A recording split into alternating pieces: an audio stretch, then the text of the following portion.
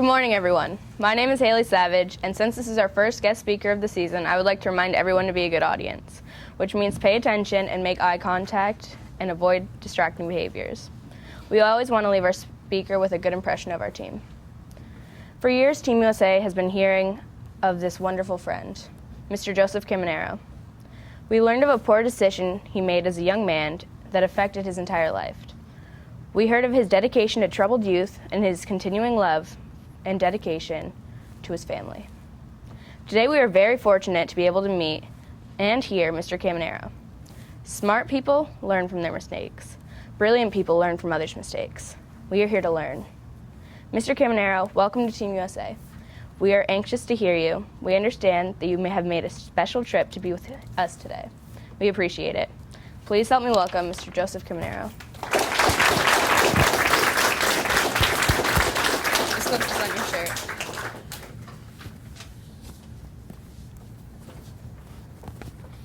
All right, good morning, everybody. And yes, I did make a special trip up when Mr. Delorier, Peter, asked me to Google with you guys on Skype or one of the other computer programs. I thought, you know, why not make a trip up here to see you guys from the outside? I'm so used to seeing young adults when I was inside, and to me, the opportunity to come here today to talk to you from the outside made a big difference. I've been doing some mentoring and some communication and speaking engagements with criminal justice classes down in Florida where I'm living. And those are college kids. To me, the heart of everything comes from you guys today, from where you're at in society right now and where you're going to go. I'll give you a little bit of my background and what it starts from, and I'm sure Mr. Delorier, Mr. D has talked to you a lot about me and told you things of my past.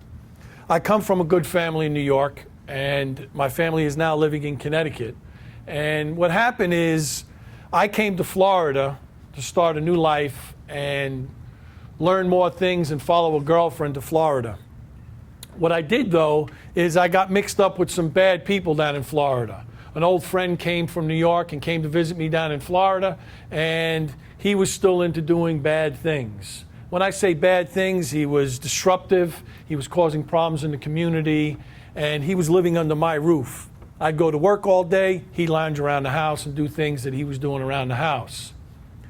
And it came a point in time to where, you know, I got sick and tired of it. I got tired of him using drugs, tired of him getting into trouble, causing problems in the little community that I lived in. And what happened is I told him he had to leave. He didn't have any money. He didn't have nowhere to go. So I made him an offer. I was running my own plumbing company at the time, and I told him, I'm going to give you some money at the end of the week. You work for me for a couple of days, and you go about your business and get out of my life. Well, unfortunately, in 1983, the bad choice and the bad mistakes that I made in my life was paying attention to him, trying to help him. Now, don't take me wrong. Helping people is a wonderful thing. I mean, to me, the rewards are so high, reaching out and giving back and touching people's lives with things that I've done in my life to help people not make the same choices and decisions that I made is more important to me than going to work every day. If I could do this every day by reaching out and talking to youth every day, this is what I would do. Because I know you are our future. You know, your theme, Team USA, to me, that's very important because you are Team USA. You guys are going to be our future. I'm getting old. Believe me, I know I'm getting old. You guys are that future. You guys are going to be up and coming. And stay focused, stay on track. So what happened was I brought him to work on the last day that he was going to be working for me, and we went into this. It was a nightclub, it was a bar, and I did plumbing work for them during the day while they were closed. And an unfortunate event happened, and it changed the life of everybody.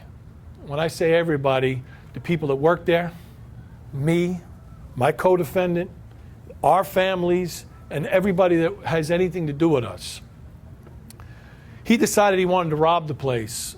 And what he did was he shot and killed the owner and the manager of this nightclub at 10 o'clock in the morning for $6,500. Nothing. I mean, you may think $6,500 is a lot of money, but trust me when I tell you, what this had done to many people's lives, $6,500 is nothing. If I had the chance to do it all over again, a lot of different things would have taken place. And unfortunately, it didn't.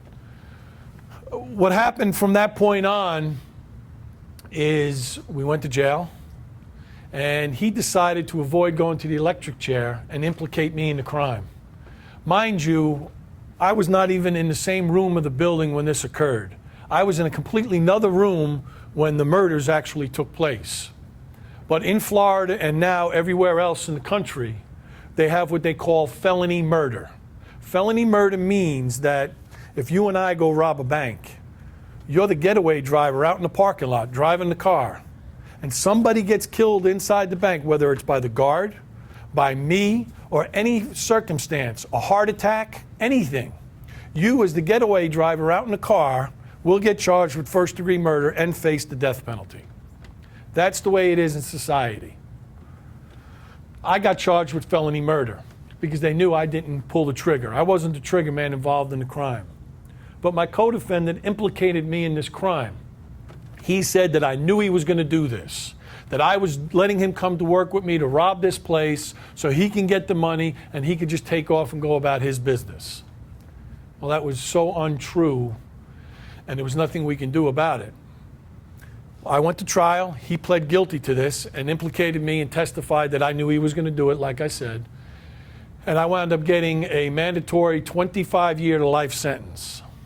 I served 31 years of that 25-year to life sentence in the Florida penal system in prison. I came up here to Vermont, and I did about 10 years up here in Vermont. I transferred down to New Hampshire after the St. Albans facility, I'm sure some of you are aware, went to females, and I left when they changed it to females, and I went to New Hampshire, all to be closer to my family who reside in Connecticut. Through this process, again, a lot of people's lives were affected. Not only in a negative way, but a lot of things happened in a positive way. The gentleman I came in with today, Mr. Mark Prest, used to be my boss for 10 years at the facility. And we came up with an inspirational plan to create the Get a Life program. And I still have my shirts. I mean, I still have a lot of gear from the Get a Life program. And when Mr. D asked me to do this, I went in the closet and dug out my shirts, and I said, you know what, it's going to be great for me to put this shirt back on, because down in Florida, when I'm talking to people, I don't wear the shirts. So when I say affected people's lives, when Mark and I decided we were going to put something together and we came up with this theme for the Get a Life program, LIFE, the acronym meaning learn inside from experience. I'm speaking to you from experience, from what has happened in the poor choices in my life. And poor choices meaning that I could have stopped this from happening some way, somehow, by not being associated with somebody that was doing wrong. Somebody who was getting into trouble, somebody who was using drugs. I knew he was doing these things. Did I know that he was going to go in there and rob this place? Did I know he was going to go in there and commit these murders? Unequivocally, I can tell you, no, I did not. Do I believe that he was capable of doing these things? Yes, I do. But I did not think that he was going to go to that extreme and do something like this and not only ruin my life, but everybody else's. We fought my case all the way up to the United States Supreme Court to no avail. In 1992, my co-defendant even signed a sworn confession, swearing under oath that I had nothing to do with it, that he was threatened and coerced into testifying against me for fear of the electric chair, because they were going to put him in the electric chair. The court turned around and said, well, why are you bringing this up now? The crime happened 11 years ago, or 9 years ago. Why are you bringing this up now? We said, because we just received this newly discovered evidence. They didn't want to hear it.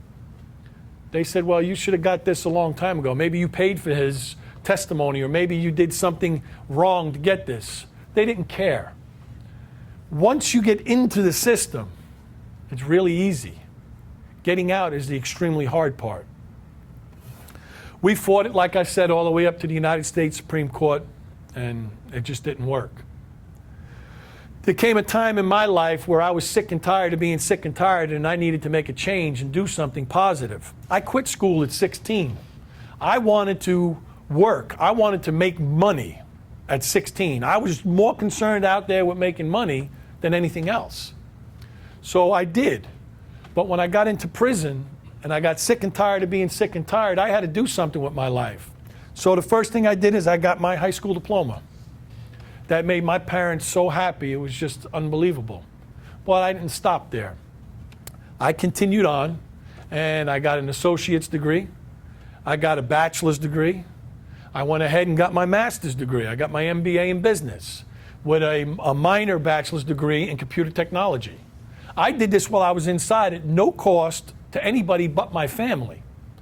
You see, when I talked earlier and I said other people get affected by your choices and decisions that you make in your life, your family, my family, I got a very close family to this very day. When I leave here, I'm going to be driving 6 hours to my parents' house in Connecticut to spend time with my dad. My dad's 80 years old. My dad has been my best friend my entire life. Excuse me. And my dad's sick right now, and I don't know how much longer he's going to be around. And I'm going to go spend some time with him.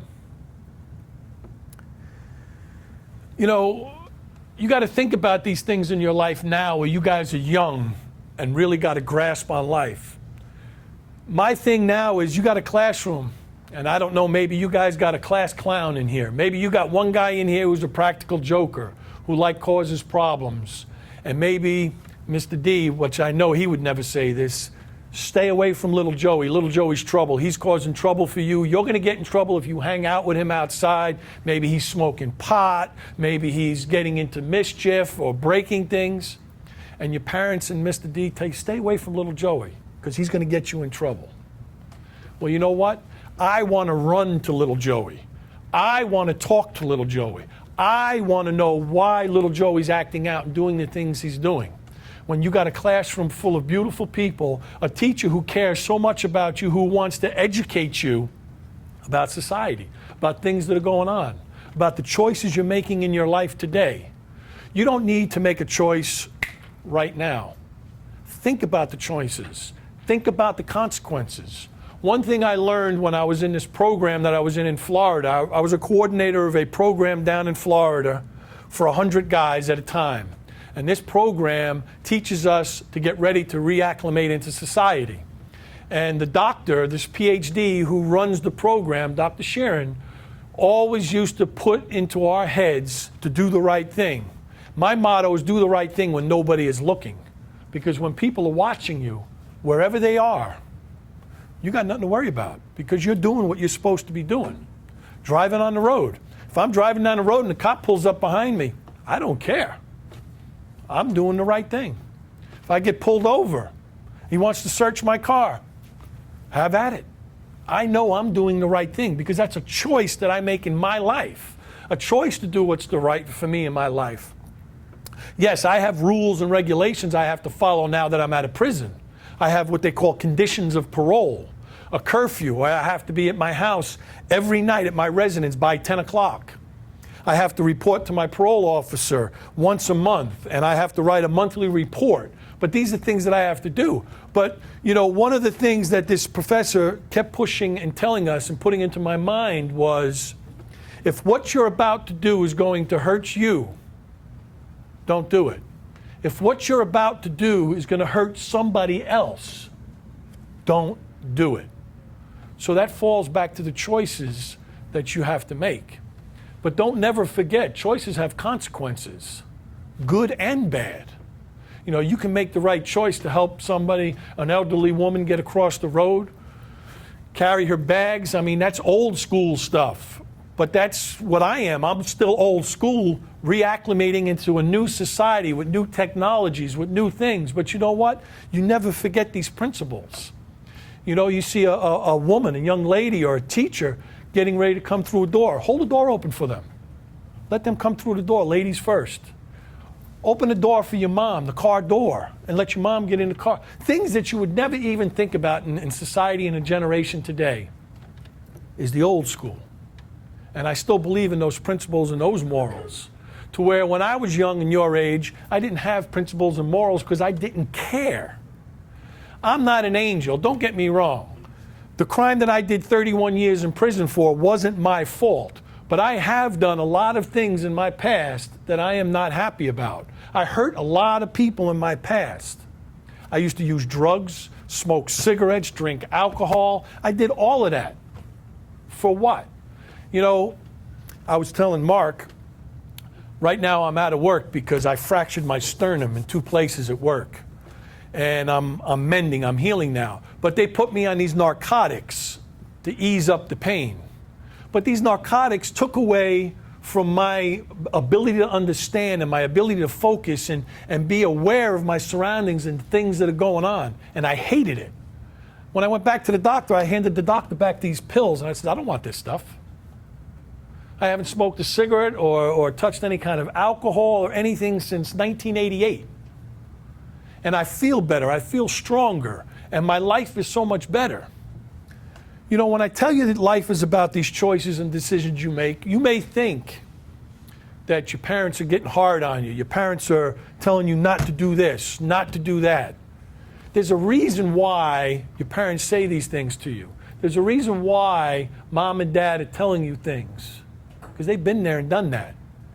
We all were sitting in a classroom just like you are now today. We have done all these things. And in order for you to really get to understand where they're coming from, you got to look at it from outside the box. Step outside the box for a minute and see, you know what? Mom's telling me that, you know, I shouldn't be doing this, or I should focus more on my homework, or I should do some more chores around the house. You know, that takes responsibility to step up to the plate to do these things, you know? Maybe mom's a little overloaded. Maybe dad's working so much that you don't get to see him much, and mom needs a little extra help around the house, or whatever the case may be. It's you as an individual need to step up to the plate and help. It's you that need to focus on the homework. I'm sure Mr. D piles on the homework, don't he? He gives you guys a lot. No? No, he's getting soft as he's getting older. Because I know when he used to bring the kids to me, you guys, when I was back at the prison, he used to give out a lot of homework. Well, I'm going to have to talk with him then. Maybe get you guys a little more homework to do? No? Oh, all right. But, you know, these choices that you make not only are going to affect your well-being and your future. Maybe you have a younger brother and a younger sister. It's going to affect them because they're watching you. They're seeing what's going on with you and how you're acting. So if you acted more responsible and you were doing the things that are right outside, your little brother's following your footsteps. You know, Mark and I got a rival. I see you wearing a Red Sox shirt over there. I would never wear a shirt like that. And you got to wear a New York Yankees shirt, you know. These things that I'm focusing on with you guys today is really about the choices you're making, because I know you guys are all good. You're not getting into trouble. If you guys were a bunch of youth that I came in here to talk to today, I'm not going to belittle you, degrade you, and make you feel like a piece of crap, because that's not what I'm here to do. I'm here to talk to you. Have you asked questions of me about my past, about my life, and what's going on with me from prison to society, and how I am a law-abiding citizen in society, but how the things have affected everybody in my life. You know, if I never met Mr. D, I would be sad. I wouldn't know it, but I would be sad because he's a remarkable man.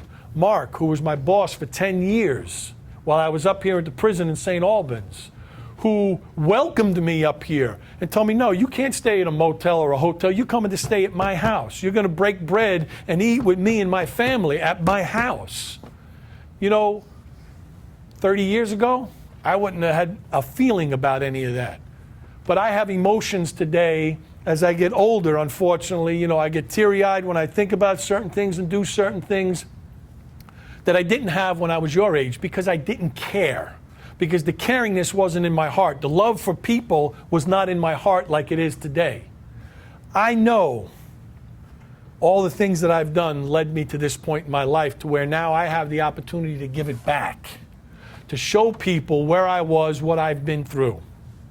You know, when I tell you that my parents stuck by my side, my brothers and sisters, from day one, I'm not kidding. I'm talking about for 15 years, the first 15 years of my incarceration that I did in Florida, my parents would get on a plane once a month and fly to Florida and see me and spend 3 days with me in the visiting park, to where we'd sit across from each other at a table. You can only hug and embrace upon entering your visit and upon exiting your visit. That's it. You can't hold hands, you can't do anything, and you can only talk across the table.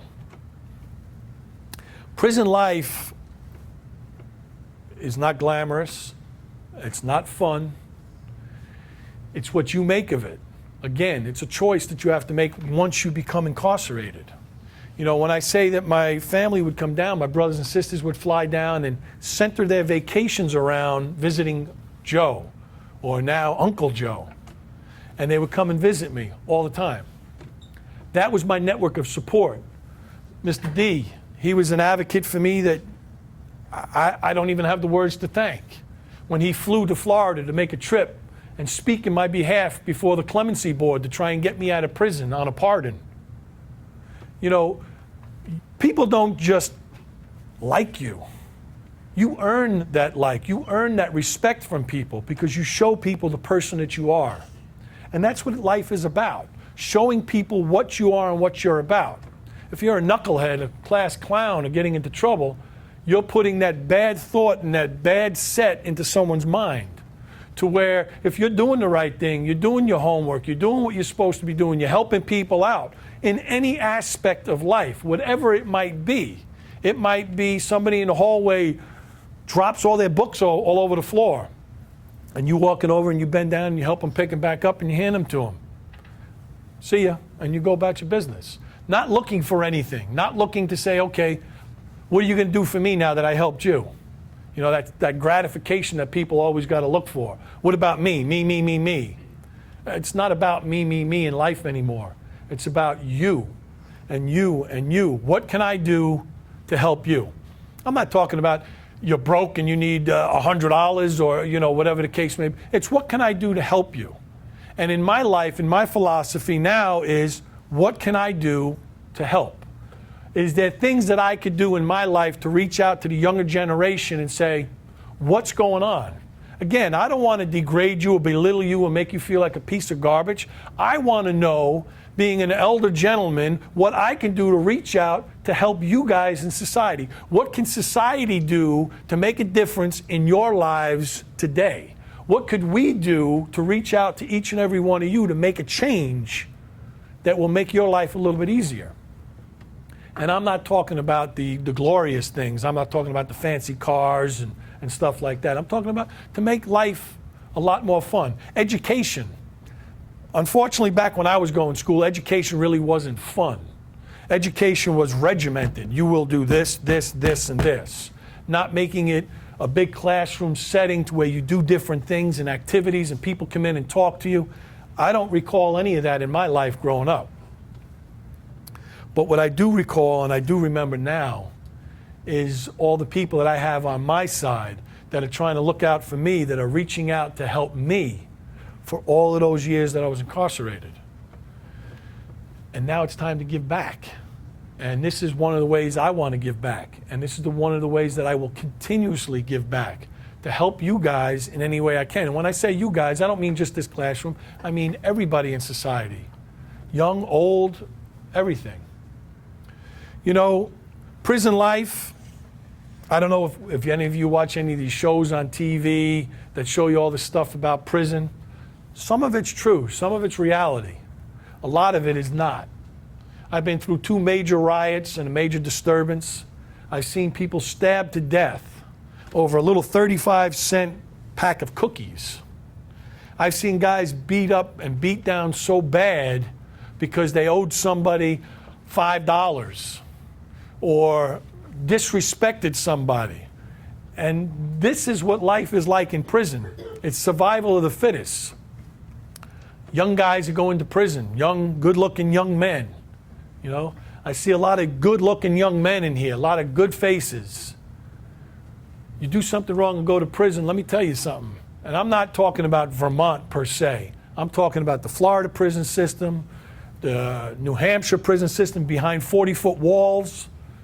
The guards don't treat you like Mr. D teaches you, or they treat you or don't show you things that are going on. They don't care. And when you come into prison young and pretty or cute or good looking, you have the potential possibility to be somebody's homosexual pet.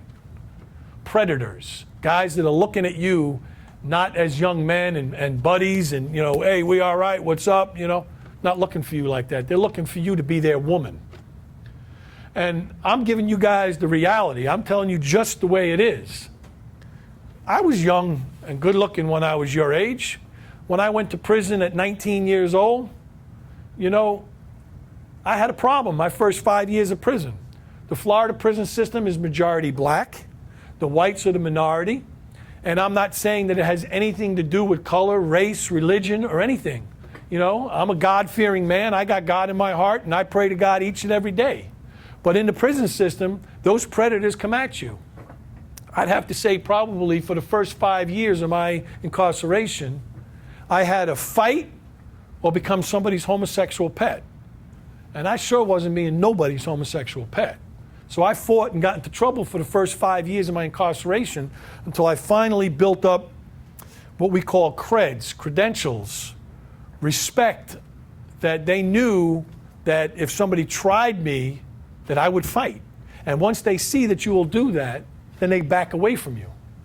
But this is something that transpires and takes place in prison. Prison system today is nothing but a big warehouse. You get into trouble, they put you into a prison, they lock the door, and they forget about you. All this education that I have and all the things that I've did wasn't because the state paid for any of that. My parents, my family paid for all of my education, for everything I did while I was incarcerated. The food, you better thank God for the food you have in society, because when you go in, the stuff that you have to eat in there, you wouldn't feed to the cows or the crop or anything out here because it's disgusting. If you don't have a family that has money, that can send you money so you can buy items from the canteen, you got to eat that stuff. And it's not good. And then if you do have money and you go to the canteen, you got to worry about people stealing it from you. They got guys lined up right around where you go to this little store, you go to a window and you buy these little things in the store. And they give you the stuff either in a paper bag or a little plastic bag and you walk out. They got guys waiting. One guy will come running by and smack the bag. All that stuff will fall over the floor. You'll have 2 or 3 other guys scattering and grabbing stuff and then running in different directions. You just lost all your stuff. What are you going to do? You're going to go to the cops? You're going to go to the officer? And he did this to me. That's snitching. That's ratting. Now you got to deal with the rest of the population of the guys that you're living with because you're a snitch or you're a rat. And you got to fight even more. And you get a bad label put on you. I'm telling you, prison is no joke. And if any of you guys are getting into anything, and I'm not saying anybody in here is, or you might know somebody that's starting to get into something or doing something wrong, you need to focus on a little bit of your time to talking to them. Say, hey man, what's going on? You know what the potential and the possibility is of you getting caught doing something? I'm going to be honest with you guys. I got a nephew who just turned 18 years old, and he's getting into some trouble. He thinks that the fast lane of selling pot and making that big old chunk of money is what it's all about. I'm not, why do I got to go to work? Why, Uncle Joe, I don't want to be like you. I turn wrenches. I'm a plumber. Turn wrenches and get dirty and, playing somebody else's poop. And, what am I going to do that for? Well, you know what? Because what you're doing is very short-lived, and you're going to wind up going right where I was. Just like that. Personally, I love getting dirty every single day. I love going out there and working every single day, because at the end of the week when I get that paycheck and I look at my paycheck, I say, you know what? I earned this paycheck. I earned this. I didn't just go out there and get involved in negativity and doing things that are wrong. You look at some kids and people call them nerds. I'm a nerd. I'm a big nerd now. I love technology. I love doing the right thing. A nerd is somebody that they think is in the books all the time, or he just is focused on doing all the right things. If that's what people call a nerd, that's me. I'm guilty of it, and I'm proud of it. 30 years ago, you would never hear me say something like that. I'd look at you and blow you off, or I'd, get into a fight with you just to get into a fight with you. I can't say that today. Today, I see so many brilliant, bright faces in here that are going to be something in society, I'm into politics a little bit now, listening to all these debates and stuff that's going on, and, all the bashing that's going on. They look at everybody and they bash everybody from the time they were born. Anything that you did, they dug up and they're doing something to somebody. Why can't we just look at the best person who's qualified for the job? But that's not what they look at. You guys are going to be that one day. You guys are thinking about that stuff. You guys are looking at that stuff today. But if you go down that wrong path and you get involved with drugs, even if you say, oh man, I'm just smoking a little bit of pot, it doesn't matter. It's what is that little bit of pot going to lead to? So now my nephew's finally seen the light a little bit, and he's changed his ways a little bit. I don't know how much. I'm going to find out more when I get down there, because they're in Connecticut. And he signed up for community college because he wasn't ready to go away to college. I don't know what he's getting into, but his mother, my sister-in-law, and I will have a big heart-to-heart talk when I get there. But he knows, because from birth until his 18th birthday, he knows me because they come down to visit me while I was in prison, wherever I was at. He used to come up here to the facility when I was in St. Albans, over here at the jail, the prison. My nieces and nephews grew up knowing Uncle Joe in prison. Now they're growing up knowing Uncle Joe in society, as a law-abiding citizen in society, doing what's right. It's not easy. Doing the right thing is not easy. Doing wrong is what's easy. And it just, every day, you can do whatever you want. Doing wrong things, it's simple. But showing people that you're doing what's right and making those positive choices and making the right choices each and every day in your life is work.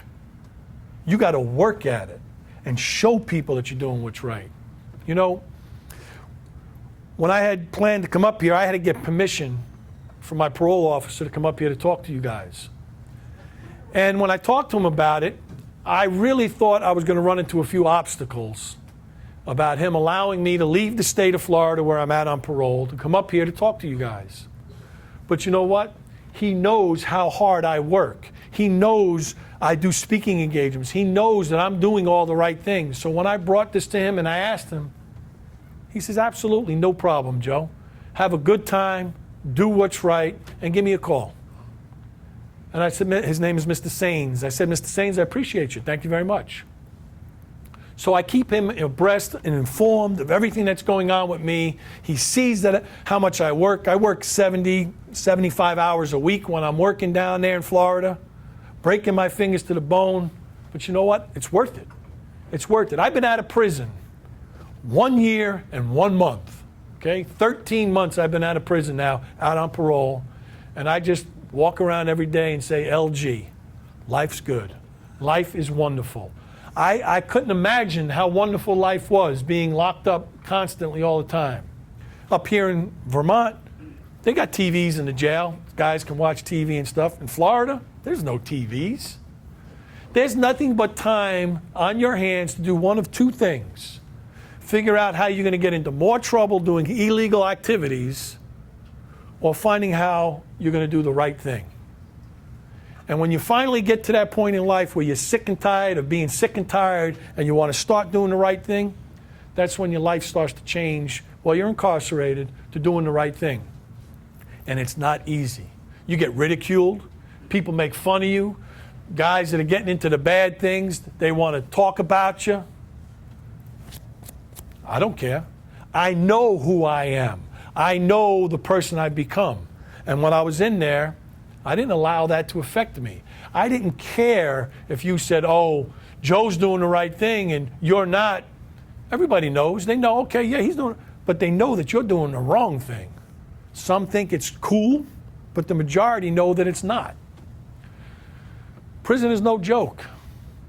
So if you're thinking about and I know we don't think about it, but you think that what you're doing, and I'm not saying anybody here, is no big deal, or you're not going to get caught, or it's never going to happen to me. Think again, because it will. And when it bites you, maybe mom and dad can't afford the lawyers to get you out of it. Maybe you're not going to get out of it. Maybe they want to make an example out of you. It's going to affect the rest of your entire life. You know, I am blessed in a lot of ways because I told you I've been out for 13 months now. And in those 13 months that I've been out, not only have I been working my fingers to the bone, doing all the right things and helping people as I can, I just bought my own house with this hard work that I'm doing. I just bought a brand new 3-bedroom, 2.5 bath house with my hard-earned money, myself, not getting handouts, not getting favors from anybody. Myself, I've earned it. And when I get back to Florida, before Thanksgiving, I get to move into my brand new house because it's being built right now. And you know what? That means so much to me. My dad tells me when I talk to him every day, 2 or 3 times a day, I talk to him on the phone, how proud he is of me. All I ever wanted in the 31 years of my incarceration was to make my mom and dad proud of me, of what I am and what I've become. And now I can honestly feel in my heart that they are. They are proud of me. They are so much not worried about Joe's going out, or the cop's going to call. Is he going to wind up dead in a ditch? Is he going to be beat up in the hospital?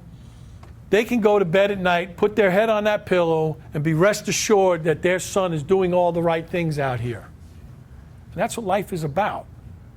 You know, I've been up here rambling on, so I mean, I know you guys might have questions for me.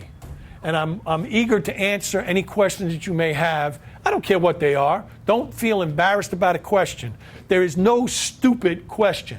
Because if you don't know the answer, it's not stupid. You want to learn. You want to find something out. And I want to reach out and help you guys in anything that I know. If I don't know, I'm going to tell you, hey, I don't know. I mean, if you tell me that, you know, what's up with the Red Sox, I'm going to tell you they stink. You know, I'm going to just tell you the way it is, in my opinion. So, anybody got any questions for me? Ask away. Yes? My name's Tasha, and what's it like going from the real world outside to prison and back out again? Good question. I was, and I'm afraid to admit it, I was scared to death when I had to go to prison because I was young. I was a good-looking young man, and I was scared to death. I truly was. And again, it was a battle. It was an uphill fight the whole time I was incarcerated until I realized where I was at and what I was doing. The biggest thing is your support network. I have an extremely large support network. You know, when I had to submit my parole plan to the parole commission and ask for parole, parole is a grace, okay? It's not a right. I had a mandatory 25-year life sentence. Right now, I'm on what they call life parole. So, on paper, I will be on parole for the rest of my life. I will be under some type of supervision by the Department of Corrections for the rest of my life, on paper. So, that transition going in was extremely difficult. But what made the transition from 1988 until the present day, I have to say my support people, the people that came to visit me, family and friends that sent me money. Well, friends. I'm not going to jump off too far, but I just got to get away from that for 1 second. And friends. I thought I had a whole slew of friends when I was outside. Because, you know, I was a big boy on the street, had a lot of money, throwing money all over the place. Everybody wanted to hang out with Joe. When I went to prison, I had one friend left. Nobody ever came to visit me. Nobody cared about me. My family did. My friends, not at all. The one friend I had would call my mom up once a month. What's going on with Joe? Is Joe okay? Is everything all right? He came to visit me a couple of times while I was in Florida until, you know, money got tight and he had a family and stuff like that. The last trip I made up to Connecticut, he picked me up at the airport. I hadn't seen him in many, many, many years. And we had plans. He just picked me up and drove me to my parents' house and dropped me off, and he went back. We were going to get together next month. I got a phone call from his wife the other day that he had a massive heart attack and dropped dead. But you know what? I did get the opportunity to see him for a couple of hours when I got out after not seeing him for years and years. He was the only friend that was there, the only one. So your family is your friend. Your mom, your dad, your brothers, your sisters, aunts and uncles, cousins that really care about you. They're your friends. Mark and I were talking yesterday about my sister-in-law. My older brother's wife disowned me completely when this happened. She almost forbid my brother from coming to see me and talking to me, and absolutely hid my niece and nephew from me knowing anything about them or them knowing anything about me. That hurt. Until my one niece, the older one, found out from my mother where I was and what happened, and she demanded that she be able to come and visit me. And they brought her down, and I got to see her and whatnot.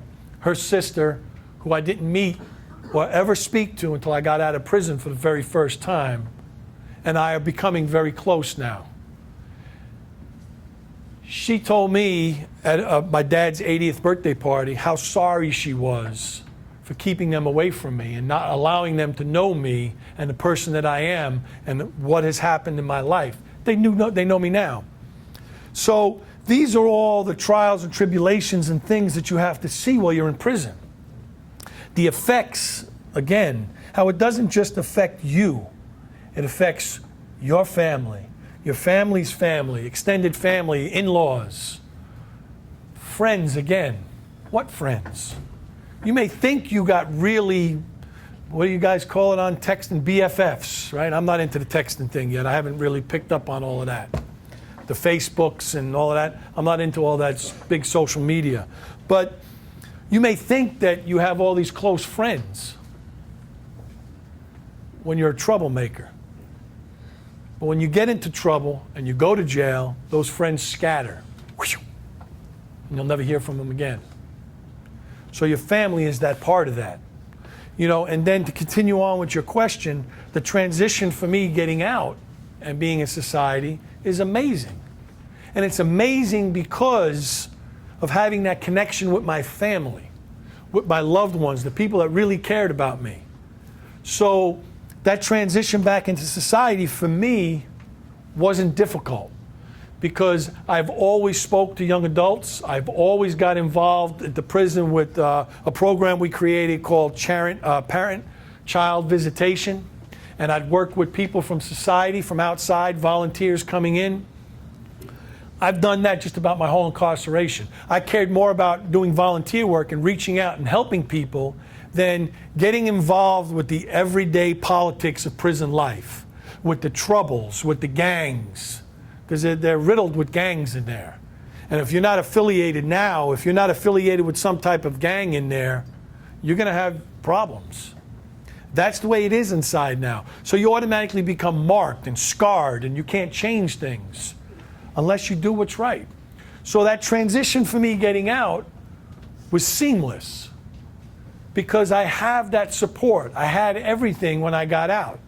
I have a family that, you know, is financially able to reach out and help me and get me back on the ground and get me on my feet when I get out and say, okay, let's go shopping. Let's go buy a whole wardrobe because I needed clothes. Let's go out and get a car. I needed a car. And, you know, take me to go get my driver's license again and do all these things. And it was because of my attitude and my way of life that I went for my first job interview. The guy says, okay, we do a background check and we do random drug screening. Do you have a problem with that? I said, absolutely not.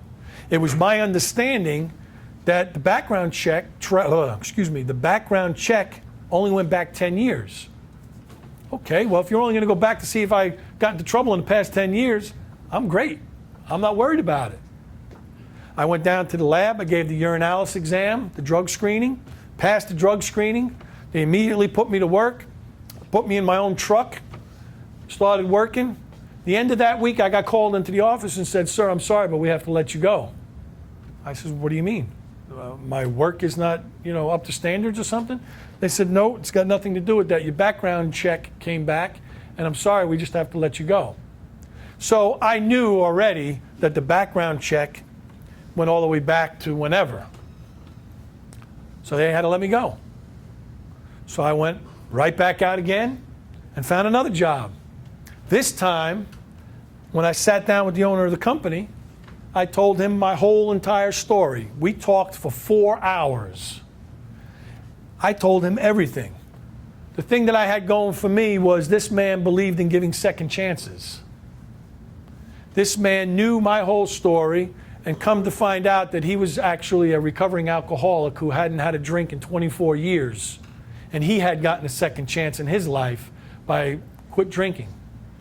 And he said, "You know what? I'm going to give you a job." I've been with this man now for a year, a little over a year. And he's like my best friend out there now. Him and I are so close. He dropped me off at the airport at 4 o'clock in the morning, picked me up and took me to the airport. He's picking me up when I get back. I mean, he calls me up every day, a couple of times a day. "How you doing? How's the chest feeling? What's going on?" He says, "We're not getting any younger." He's my age. He says, "I think what I want to do is move you up into a management position now. I'm going to make you the service manager over all our trucks. We're building a new shop." He says, "Joe, that's going to be your office right over there. It's only got 2x4s up in there, but," he says, "that's going to be your new office right there." And I've only been working for this guy for a year. Spent 31 years in prison. But this man sees what my ethics are. He sees that I'm a responsible citizen in society. He sees that I make proper choices. I don't shoot from the hip anymore. I don't just spontaneously say, "Okay, we're going to do this." I think about it. I think about, again, is it going to hurt you? Is it going to hurt you? Is it going to hurt me? I'm not doing it. A guy I know down in Miami, when I went to go visit him, we went out to dinner. He says, "Come on, Joe, have a drink, have a beer." I'm all set. Mark's son last night said, "Joe, what kind of beer you drink? You want a drink?" "No, sir, I don't drink." I know I'm not allowed to drink because one of my conditions of parole is that I'm not allowed to consume any alcoholic beverages. That's not why I don't want to drink. I choose not to drink because I don't want it. I just don't want it. So that transition for me from going in, dealing with what I had to deal with inside, and then getting out, it's very difficult. But it wasn't as difficult as if I didn't have family and friends and supporters behind me to help me make that transition. I know guys that are getting out that don't have anything. No family, no money, no nothing. They get on state assistance. They get some food stamps. They don't have birth certificates. They're going to get a job to get a proper identification. It's a challenge for them.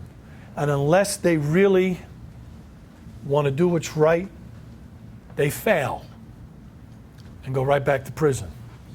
And when you're on life parole, as I am, it doesn't take but one minuscule, one tiny, tiny little accusation or anything like that that can put me back in prison with a life sentence all over again. And I got to start from scratch once I go back in. That's not happening to me. I keep my parole officer informed of everything I do when I do it. I keep a paper trail of things that I do when I do it, emails and so on and so forth, because I'm not going to take that chance of going to prison for something that I did not do ever again. I'm not going to put myself in that situation to where somebody's doing wrong and I'm going to be hanging around with them. Not in the rest of my lifetime it'll happen. If I see something wrong or is going on, I step to the other side of the street and go the other way. But if I can reach out to help somebody, I will. I've given a couple of guys jobs that got out of prison under parole. They let me down. One of my other friends that I was really close with said to me, Joe, why are you even giving them the chance? I said, because maybe they changed their life. Maybe they decided that they want to do what's right. And maybe they've earned the right to have that second chance. Just like I got it. Just like he got it. They screwed it up. They didn't go back to jail, but they screwed up. They were drinking, thinking that, okay, well, nobody's watching. They're not going to get in trouble. It don't matter. Word gets around. You might be drinking one guy, oh yeah, I was out with Joe last night. We had a few drinks, or, you know. I seen a picture of another friend of mine that lives in another part of Florida, sitting on the couch with a few other guys, had a beer bottle in his hand. They all had beer bottles in their hand in this picture. I bet you he wasn't even thinking about it. But one of the other guys sent that picture back into prison to a bunch of friends that we knew in prison. They all were making stories. Look at this. He's got a beer in his hand. He ain't allowed to drink. And then people find out and find out and find out. Next thing you know, he's in trouble. Not me. So to answer that question, if you're doing what's right when you make that transition back out, you'll be in great shape. Sure. My name is David, and do you think that your life, that the experience you got in prison made your life better than it would have been? Yes. And the reason why I say that is because I told you guys earlier that I used to get into a lot of trouble. I did a lot of things in my life that I've never gotten caught for, that I probably absolutely should have went to prison for. Okay? Things that I am absolutely not proud of at all. And if I continued down the path that I was going when I was on the street, I wouldn't be standing here before you today. I think I'd be dead. Because of the people that I was involved with, the drugs, the organized crime, and everything else that I was with, I wouldn't be alive today. So yes, prison made a very big difference in my life. But I took advantage of it and used it to the better instead of the bad. Guys go to prison, they're coming out back on the same side it was when they went in. See, this professor, teacher of mine in this program I was in down in Florida says, and it's really true for a lot of people, whatever age you go into prison, that's the mentality of the age you're going to have when you get out. Physically, you're older, but mentally, you're not, unless you do something to change that. And I chose that path. I chose to do what was right and to become educated, to learn, to get degrees, to get certifications. You know, I was telling Mark and someone else, I forgot who we were talking to, that I'm a FEMA volunteer for Homeland Security now.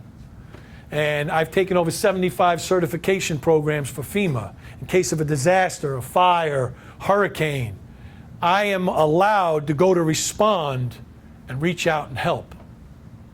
That's a choice that I made, something that I want to do. I just filed for what they call a TWIC card. And what a TWIC card is from the TSA. It will allow me to go work at the ports in Florida, actually anywhere, any airport, any place where Homeland Security is, and be able to work unsupervised. So I passed the background check and everything, the fingerprints and whatnot, well, the pre-background check. Now I'm waiting to find out if they're going to give me my card to allow me to do that. I think it's a long shot because they go back to your birth on their background checks. But to me, that would be an extremely large accomplishment for me in my life, because that'll give me the opportunity to do things like that. So, yes, my life is completely different. And the only way you do that is for you to make the proper choices. And for you, if you're doing wrong things, to make that change in your life, in society. Yeah. My name is Gigi. I want to know, what happened to the guy that robbed the nightclub? He's still in prison. And, you know, we were talking about this yesterday. He's got what they call a PPRD date, which means a presumptive parole release date that they set on him for 2185. That's his actual parole date. The year 2185. Mind you that there was 2 victims in this case, and at one of my parole hearings that I went up for, they wanted restitution for the victims to pay for funeral costs and whatnot. They told me at the hearing that they were not anticipating ever paroling my co-defendant. So therefore, I had to resume full responsibility for the restitution for these victims. I had to pay for all the funeral costs and whatnot. You know what? I'm not mad at that. I'm not mad at all. And I'm making the payments every month to pay this off. It's going to take me a while, but I'm still doing that. I shouldn't have had to pay but half because it was me and another guy. But you know what? I feel for those victims' families, for their loss of what they've had to go through. One of the things that happened was one of the victims' nieces showed up at one of the parole hearings and said that I never knew my uncle. I never met him because he's gone. That kind of touched me in a big way. They never got to know him. At least my family, even though I was incarcerated, still got to visit me, still got phone calls from me. They never did. So I feel obligated to try and help in any way I can.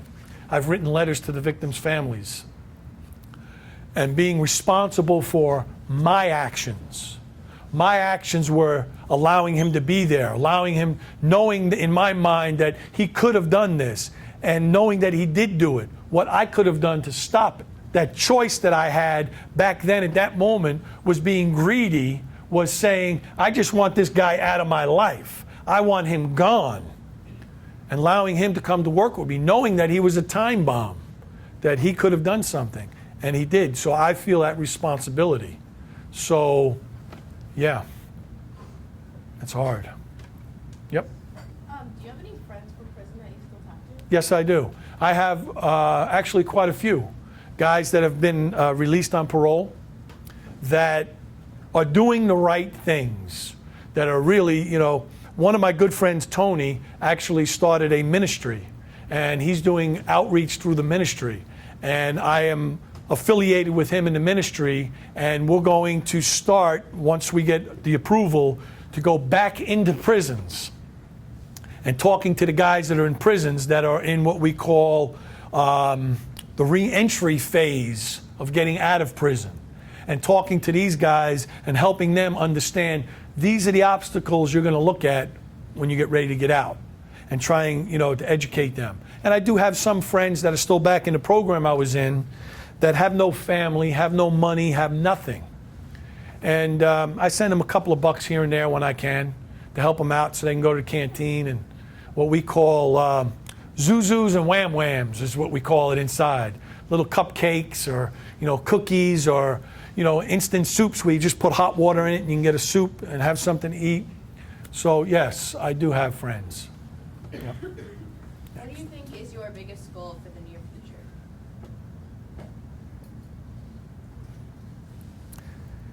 My biggest goal is to get off of parole completely. And I have what I call my 5-year plan. My 5-year plan is to prove to the Parole Commission that I am worthy for early termination of my parole. I know several people have done it within 5 or 6 years. And part of that is giving back. Coming here and talking to you guys. Before we leave, I'd like to maybe get some pictures with you guys. And showing the Parole Commission, these are the things that I'm doing. Steady employment with the same employer, not jumping around from job to job to job. Showing them, hey, my lawyer tells me he's never, in his 40 years of working with guys getting out on parole, has seen anybody purchase their own home within the first year of getting out of prison on parole.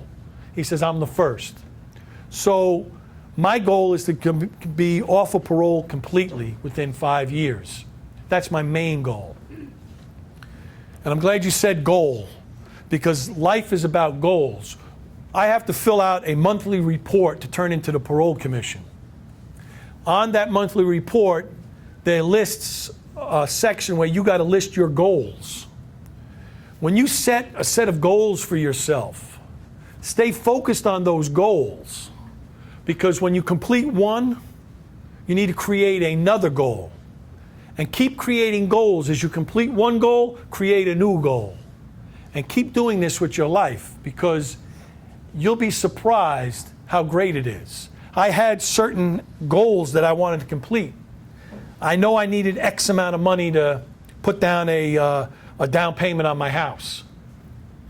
That goal, once I got to that point, I said, you know what? That's not enough. I don't want to owe anything on my house. I don't want to have a big mortgage. Moms and dads know about that. You guys don't have to worry about that yet. I do.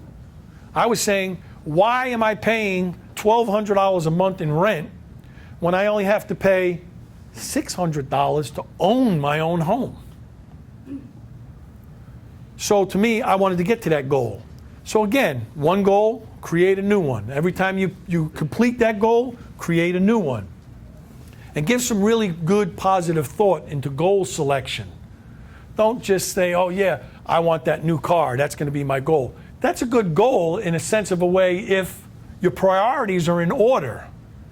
I'm going to take X amount of money out of my paycheck every week, and that's going to go towards this goal.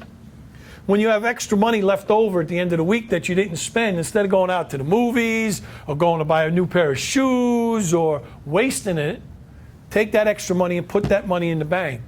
Don't just throw it away. Save. I know, especially you girls, one of my girlfriends, she gets money in her pocket, she runs right to the mall. She's got to go buy something. Me, I run to the bank. All my money gets direct deposited. I hate spending money. I used to love it, but I hate spending it because now I'm using that to fulfill my goal. So, yeah. Thank you. Hi, I'm Kiera. I was wondering if during your experience in jail, do you believe that you encountered any men in there that have had an impact on your persistence while you're in there to become a better person and get where you are today? Yes. I unequivocally have to say yes. Back when I first came in, I've run into what we call old-timers. Now I'm considered one of the old-timers. And he was in for many years when I met him. And I kind of want to say, in a sense of a way, we call it taking us under the wing, mentoring to us, trying to put us on the right track while we're in. At first, I didn't want to hear it. At first, I wanted to do what I wanted to do. He never gave up on me. And he told me, Joe, if you ever want to get out of prison, these are some of the steps that you must take. Always do the right thing. Ask staff and people for letters of recommendation, of character reference, because they work with you on a daily basis. I have well over 1,000 letters of recommendation and support because I started doing the right thing. So yes, there are a few guys that were incarcerated with me that took me under their wing, that were showing me the right way. Things that I am now showing guys that I encounter and talk to when I go back in. Because I've been back in 5 times now. I've been back into the prison to talk to the guys that are in. See, this program I was in before I got out is only for guys that are parole eligible. And again, there was only 100 guys there. So I got the opportunity to go back in 5 different times now and talk to these guys and tell them about what life is really about on the outside. I'm not going to lie, there's struggles. There's things that, I struggle with. Nothing major. But if you don't have that support, the things that you're going to struggle with amplify and get so much bigger. So yes, there are mentors. There are guys inside, far and few between, that really care and want to help guys make the right choices. Some of them will never, ever, ever get out of prison. But yet they want to reach out and help the guy next to them not stay there for the rest of their life. So that was an excellent question. Yes? Hi, I'm Hannah, and my question for you is, if you felt any anger knowing that you were in prison for someone else's crime? How did you deal with it? Good question, Hannah. At first, I had this serious hatred in my heart for my co-defendant. I hated the criminal justice system. I walked around with this big old chip on my shoulder every day in hatred. And you know what? After finding my higher power and getting to know God in my life, I made some serious changes. And I had to let go and let God. And I had to just release that from my heart and forgive my co-defendant for what he has done to me. Will I ever forget what he did to me? No. The hard part is, for a long time, people hold grudges, unfortunately. And sometimes it's so hard to let it go. But you have to find it within yourself to let that grudge go, because you know what? It's going to make your life miserable. It's going to eat you up inside to where it's going to ruin your quality of life. Why ruin your quality of life? I'm not going to sit here and dwell on what happened in the past when I can make a difference in the future. And this is the opportunity that I'm having to make that difference in the future. So I'm not going to dwell on it. But I'll never forget what happened. You know, my co-defendant hired some young guy, and he's over here in Rhode Island on Interstate Compact. He hired some guy that just got out of law school, some young, bright attorney, to try and get him a better parole date. You know, I got a phone call from this attorney, you know, and I say he had the audacity to ask me if I could help him get my co-defendant parole and help get him out of prison. What does he have to do to get that 2185 date reduced down so he can have the opportunity to get out of prison? I laughed. I have an extensive inventory of my accomplishments that I have achieved while I've been incarcerated. Am I proud of what I have achieved while I was incarcerated? I absolutely am. I'm not going to lie about it. I'm not conceited. I'm convinced that I did what was right while I was inside. I told this lawyer if he ever wanted the opportunity to get out of prison, he's got to change his lifestyle. He has done nothing while he's been incarcerated except be a thug, get into trouble, and be negative. Start doing what's positive. So I didn't hear back from the lawyer for about a month. He called me back again. And at this time, I've already contacted my attorney, talked it over with my parents, talked it over with my old attorney. Because like I said, he wrote a confession in '92 swearing I had nothing to do with any of this. And the lawyer came back at me with exactly that. Well, he tried to help you get out early. I said, but he also put me in prison for 31 years. Was I bitter? Yes. But I let it go. And now I feel so much better. I feel I can do more good than harm by reaching out and helping guys and girls like you, young and old. I don't care who it is. I've gone and spoken to a whole group of alcoholics and talked to them about stop drinking. Am I an alcoholic? No, never was an alcoholic. But I've taken enough drug and alcohol programs and courses to know what the telltale signs are of an alcoholic, or when somebody's drinking, or somebody's smoking pot, or somebody's taking pills. I can see it. I can sense it now. And if I can help them, that's what I do. But to hold a grudge, no, I can't. I let it go. Let it go. I mean, you might get into a fight with one of your friends and really be pissed off. And it's okay to be pissed off. But then you got to let it go. especially when somebody comes and apologizes and says, hey, look, you know what? I'm sorry. I screwed up. It took me a long time to suck up my pride and be one to admit that, you know what? I'm at fault. I'm sorry. I disrespected you. Please accept my apology. We don't have to be friends if you don't want to be friends with me anymore, but please just accept my apology. That makes you a better person, to be the bigger person in that situation. And that's what I believe in now, today. You know? Me and Mark, we bumped heads while I worked for him for many, many times we bumped heads. But because of the relationship we have, half an hour later, we're drinking coffee and laughing and back to being, you know, what we were. And he wasn't just my boss. He is a very dear best friend to me.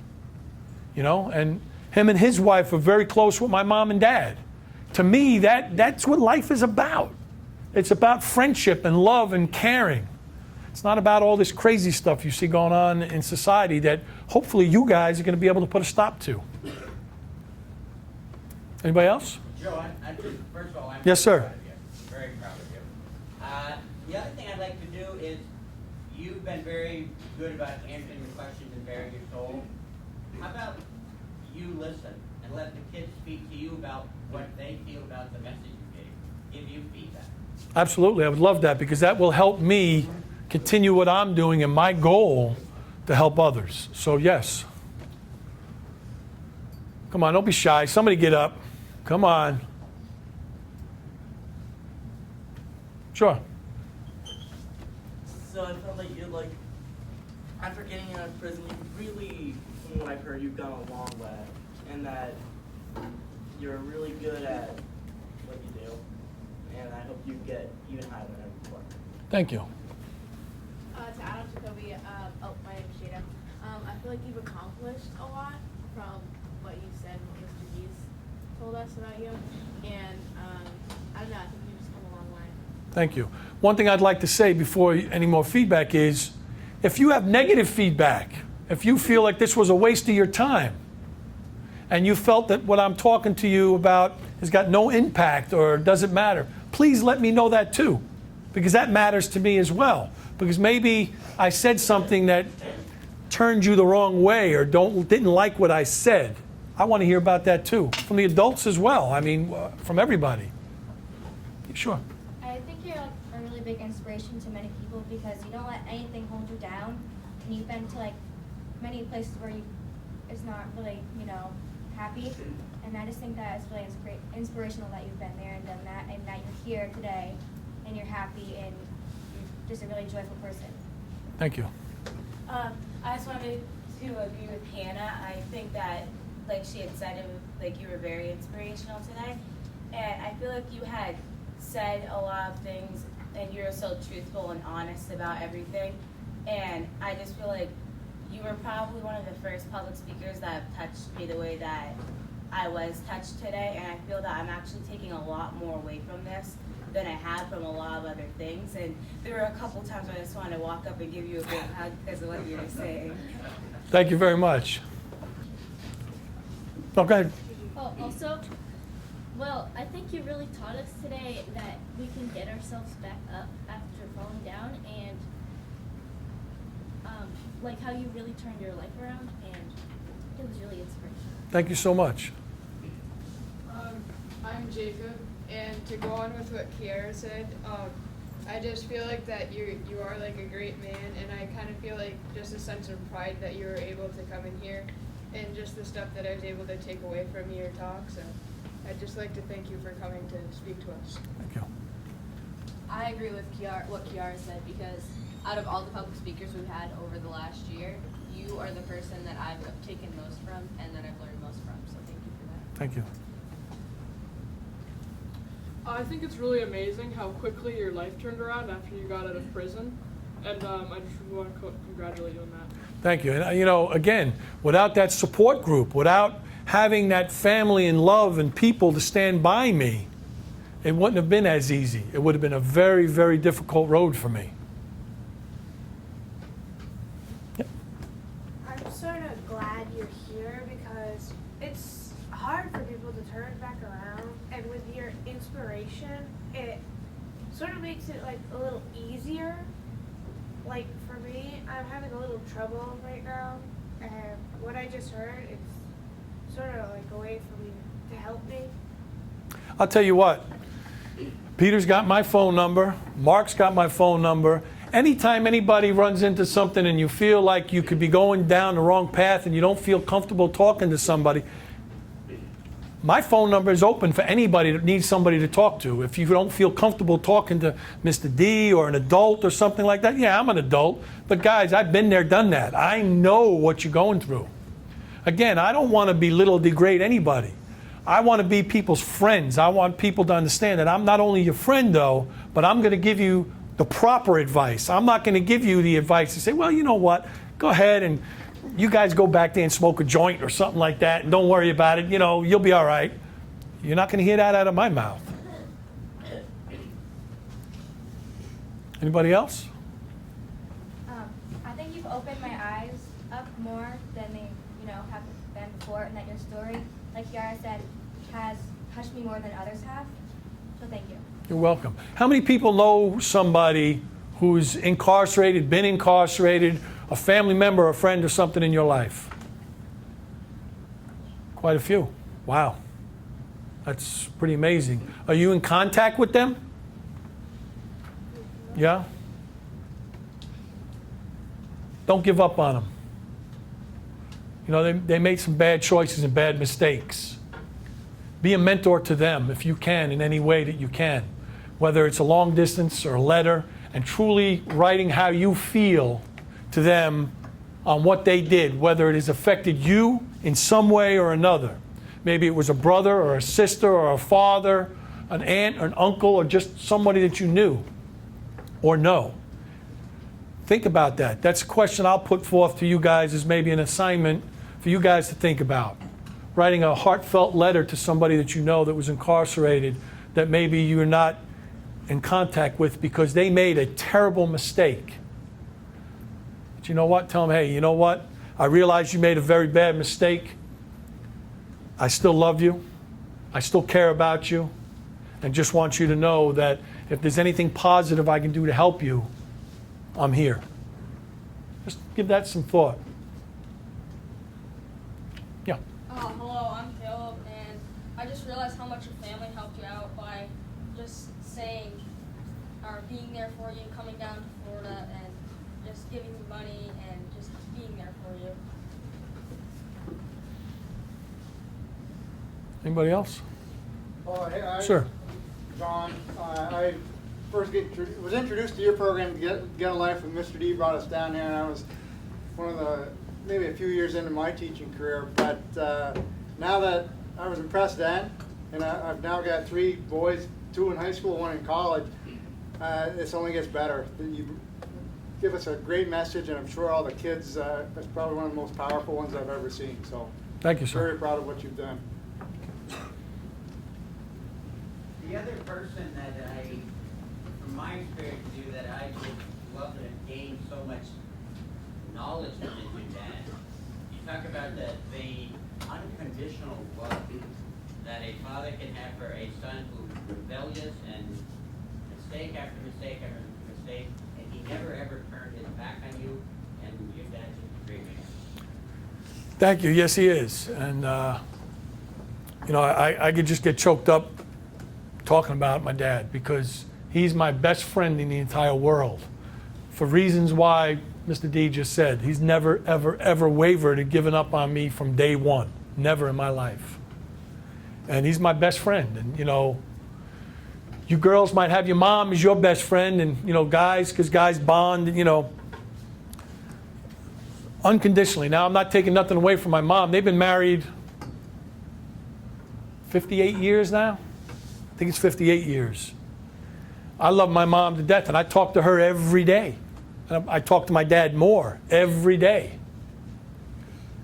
And I moved to Connecticut, like I said, I believe I mentioned, but the restrictions were so hard on me in Connecticut, where I was at under parole, that it felt like they were putting me back in prison.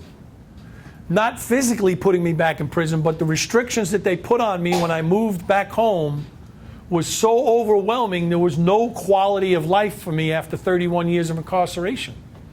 And my parents sat me down and said, Joe, you got to go back to Florida.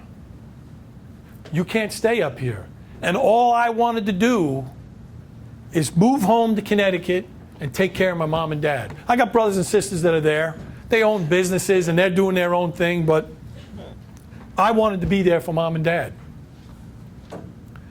So I came back to Florida, got my job back, continued doing what I'm doing, and mom and dad have agreed to move to Florida to spend 6 months out of the year with me in Florida. So when you guys are up here freezing and shoveling snow, I'm going to be back down in Florida in the sun, hanging out with mom and dad. I'm just rubbing it in a little bit. I'll tell you what, last night, I was telling Mark this morning, it got cold to me last night. I had to get up under the blankets because my blood's just not as thick as it used to be in the cold weather. So, anybody else? Haley, do you want to go up there? And I think we'll let you head down to your parents. So I just want to thank you on behalf of all of Team USA for coming in, and we want to give you this bracelet and Wow. Team USA T-shirt to make you an honorary Team USA member. Ooh, all right. And we would like your permission to put your photo up on our wall of public speakers Absolutely. outside, and your video of your speech on our webpage. Oh, wow. That would be great. I would love that. Thank you for coming in. Hey, I appreciate you guys, and I thank you for having me here today. It's been an honor for me to be able to do this. And, you know, if I can make it back up here soon, anytime I make a trip up to Connecticut to see my folks, which I'm trying to do often, if Mr. D will have me, I'll be more than glad to come back and talk to you guys. And if you guys got a theme that you want me to talk about, I'll be more than glad to do that as well. So thank you guys very much.